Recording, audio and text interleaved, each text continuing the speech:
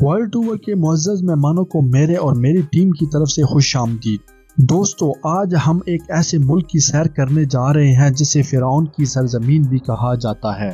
دریائے نیل کا یہ ملک نہ صرف اسلامی تاریخ بلکہ بہت سے پرانے شاہکاروں سے بھرا ہوا ہے۔ اس ملک میں دنیا کی سب سے پرانی اور ٹھیک حالت میں موجود آثار قدیمہ بھی موجود ہیں۔ یہ آثار قدیمہ اتنے شاندار ہیں کہ ایک دفعہ نیپولین نے ان کو دیکھا اور بے اختیار اس نے کہا کہ انسان کو مرنے سے قبل ان کو ضرور دیکھنا چاہیے۔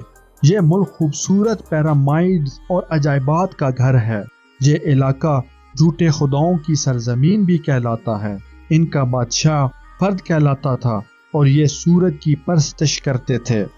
ان کی زندگی میں دو چیزیں بہت ہی زیادہ اہم تھیں، سورج اور دریائے نیل۔ یہ مشرق کو زندگی اور مغرب کو موت سمجھتے تھے، لہٰذا یہ مشرق کی طرف محل، گھر اور باغ بناتے تھے اور مغرب کی طرف قبرستان اور احرام۔ خوفو کا احرام یہاں سب سے بڑا احرام ہے۔ یہ بلا کے حسن پرست بھی ہوتے تھے اور اپنے لیے ملکائیں اور کنیزیں شام سے منگواتے تھے، کیونکہ اس وقت شامی عورتوں کا حسن پوری دنیا میں مشہور تھا۔ آج بھی مصر کی عورتوں میں آپ شامی جھلک محسوس کر سکتے ہیں۔ یہاں جانوروں کو دیوتاؤں کے اوتار کے طور پر دیکھا جاتا تھا۔ یہاں کے لوگ اجسام کو محفوظ رکھنے کے لیے کینوک جار استعمال کرتے تھے۔ یہ لوگ روٹی اور بیرا وغیرہ کو بطور کرنسی استعمال کرتے تھے۔ اس ملک پر اللہ تعالیٰ کے ایک پیارے اور خوبصورت نبی حضرت یوسف علیہ السلام نے بھی حکومت کی۔ دوستو، یہاں کے لوگ بہت ہی زیادہ خوشگمان ہیں۔ اگر آپ ان کو سلام کریں تو یہ کھڑے ہو کر آپ کو اور آپ کے خاندان کو دعائیں دیں گے۔ ان کی دعائیں بھی انتہائی حسین اور فرحت بخش ہوتی ہیں۔ تو دوستو، اس ملک کا نام ہے مصر۔ تو آگے بڑھنے سے پہلے آپ تمام لوگوں سے گزارش ہے کہ ہمارے چینل کو سبسکرائب کر لیں اور لائک کا بٹن پریس کر لیں تاکہ ہماری ہر آئندہ آنے والی ویڈیو آپ کو باقاعدگی سے مل سکے۔ مصر کا مکمل نام عربک ریپبلک آف ایجپٹ ہے، یعنی عرب جمہوریہ مصر۔ اس کا کل رقبہ 10,10,408 مربع کلومیٹر ہے۔ یہ ملک رقبے کے اعتبار سے 29ویں نمبر پر آتا ہے۔ اگر مصر کی سرحدوں کو دیکھا جائے تو شمال مشرق میں غزہ کی پٹی اور اسرائیل، مشرق میں خلیج عقبہ اور بحیرہ احمر، جنوب میں سوڈان، مغرب میں لیبیا اور شمال میں بحیرہ روم ہیں۔ بحیرہ روم کے دوسری جانب یونان، ترکی اور قبرص ہیں۔ قاہرہ مصر کا دارالحکومت ہے اور ملک کا سب سے بڑا شہر بھی قاہرہ ہی ہے۔ اس شہر کو دنیا کا 15واں بڑا شہر مانا جاتا ہے۔ مصر کی کل آبادی 110 ملین افراد پر مشتمل ہے اور یہ آبادی کے لحاظ سے دنیا کا 14واں بڑا ملک کہلاتا ہے۔ مصر کا پاکستان سے فاصلہ 4112 کلومیٹر جبکہ بھارت سے اس کا فاصلہ 4996 کلومیٹر ہے۔ یہاں پر خواتین کی تعداد 49.48% جبکہ مردوں کی تعداد 50.52% ہے۔ وقت کے لحاظ سے مصر پاکستان سے 3 گھنٹے جبکہ بھارت سے 3.5 گھنٹے پیچھے ہے۔ اس کا کالنگ کوڈ +20 ہے۔ اگر بات کی جائے مذاہب کی تو مذہب کے حوالے سے مصر میں 90% مسلمان آباد ہیں، جس میں زیادہ تر سنی فرقہ سے تعلق رکھتے ہیں۔ 9% مسیح بھی اس ملک میں مقیم ہیں جبکہ 1% دیگر مذاہب کے لوگ ہیں۔ کسی بھی ملک کے مقابلے میں مصر کی تاریخ سب سے پرانی اور طویل ہے اور اس کی تاریخی ابتدا 6 سے 7 ملین قبل مسیح مانی جاتی ہے۔ مصر کو گہوارہ ثقافت بھی مانا جاتا ہے۔ مصر میں دنیا کی قدیم ترین یادگار عمارتیں موجود ہیں جو مصر کی قدیم ثقافت، تہذیب، فن اور ثقافت کی گواہی دیتی ہیں۔ ان میں the great pyramid of Giza, pyramid of Djoser, bent pyramids, medium pyramids, ابو الہول اور وادی ملوک شامل ہیں۔ ان مقامات پر اکثر سائنسدان اور محققین تحقیق و ریسرچ میں مصروف رہتے ہیں اور مصر کی قدیم روایات اور تاریخی حقائق سے آشکار کرتے ہیں۔ مصر کی قدیم تہذیب ہی وہاں کی قومی علامت ہے، جسے بعد میں یونانی، فارس، قدیم روم، عرب، ترک عثمانی اور دیگر اقوام نے متاثر کرنے کی کوشش کی ہے۔ قدیم مصر مسیحیت کا ایک بہت بڑا مرکز تھا، لیکن 7ویں صدی میں مسلمانوں نے یہاں اپنے قدم جمانا شروع کیے اور مصر مکمل طور سے مسلم اکثریت ملک بن گیا، مگر عیسائی بھی وہاں موجود رہے، وہ کہ اقلیت میں تھے۔ 16ویں صدی تا 20ویں صدی کے آغاز تک مصر پر بیرونی طاقتوں کی حکومت تھی۔ شروع میں سلطنت عثمانیہ اور بعد میں سلطنت برطانیہ نے مصر کو اپنی حکومت کا حصہ بنایا۔ جدید مصر کا آغاز 1922 سے ہوا، جب مصر کو برطانیہ سے آزادی ملی، مگر آزادی کے بعد وہاں بادشاہیت قائم ہو گئی۔ البتہ اب بھی وہاں برطانوی فوج کا غلبہ تھا، اور کئی مصریوں کا کہنا ہے کہ بادشاہت دراصل برطانیہ کی ایک چال تھی تاکہ مصر ان کی کالونی کا حصہ بنا رہے۔ 1992 میں مصریوں نے برطانوی فوج اور افسروں کو اپنے ملک سے بھگا دیا، اور اس طرح مصر سے برطانیہ کا مکمل طور پر خاتمہ ہو گیا، اور شاہ فاروق اول کو ملک در بدر کر دیا گیا۔ اس طرح مصر ایک جمہوری ملک بن گیا۔ 2011 میں پھر ایک انقلاب برپا ہوا اور مصر کی سیاست میں زبردست تبدیلی آئی۔ اسی دوران مصر دہشت گردی کی زد میں رہا اور معاشی مسائل سے بھی دوچار رہا۔ ملک کی زیادہ تر آبادی دریائے نیل کے کنارے بسی ہے۔ ملک کا زیادہ تر زمینی حصہ صحرائے اعظم پر مشتمل ہے، جو تقریباً ناقابل آباد ہے۔ کثیر آبادی والے علاقے میں قاہرہ، اسکندریہ اور دریائے نیل کے جزیرے ہیں۔ اگر بات کی جائے مصر کی معیشت کی، تو معیشت کے حوالے سے تو مصر کی معیشت مشرقی وسطی کی بڑی معیشتوں میں شمار کی جاتی ہے، اور 21ویں صدی میں اس کا دنیا کی بڑی معیشتوں میں شمار ہونے کا امکان ہے۔ 2016 میں جنوبی افریقہ کو پیچھے چھوڑتے ہوئے مصر نائجیریا کے بعد افریقہ کی سب سے بڑی معیشت بن گیا۔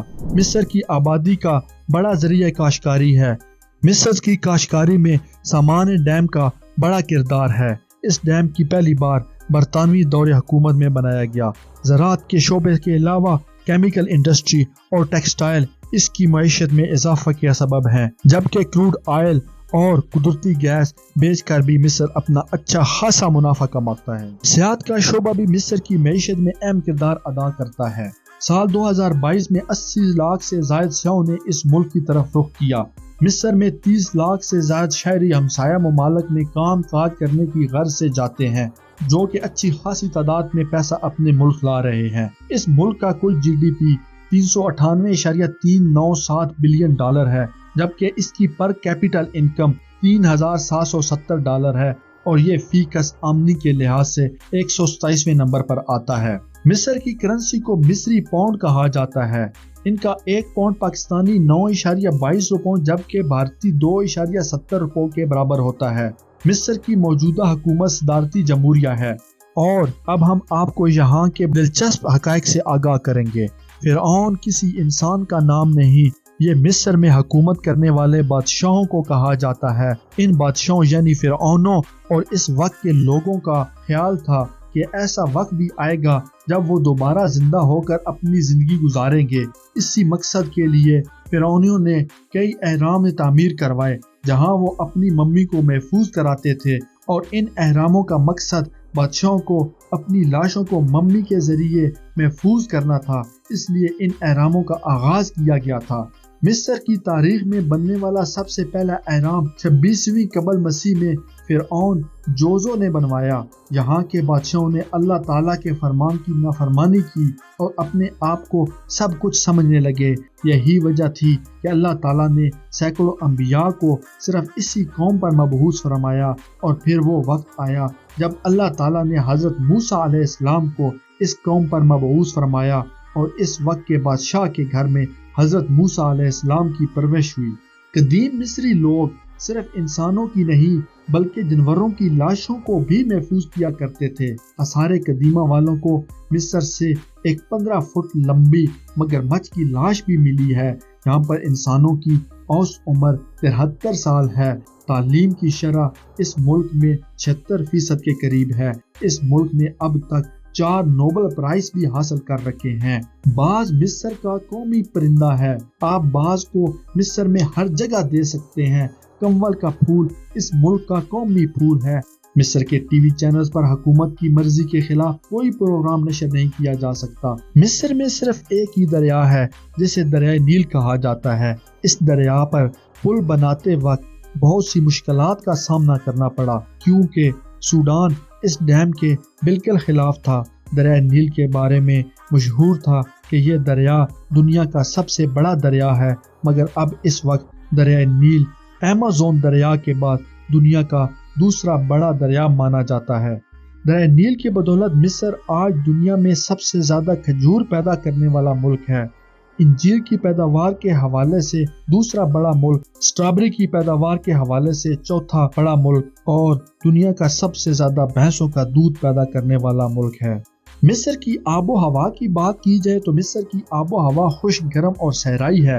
اس میں سردیوں کا ہلکا موسم ہوتا ہے جس میں ساحلی علاقوں میں بارش ہوتی ہے، اور دن کے وقت کا درجہ حرارت موسم کے لحاظ سے مختلف ہوتا ہے۔ اگر ہم مصر کے مشہور مقامات کی بات کریں تو great pyramid of Giza, the Egyptian museum in Cairo, the Karnak temple, Abu Simbel temple and Alexandria شامل ہیں۔ The great pyramid of Giza اہرام مصر کا سب سے بڑا اہرام ہے، اور اس نے فرعون خوفو کے مقبرے کے طور پر کام کیا، جس نے پرانی سلطنت کے چوتھے خاندان کے دور میں حکومت کی۔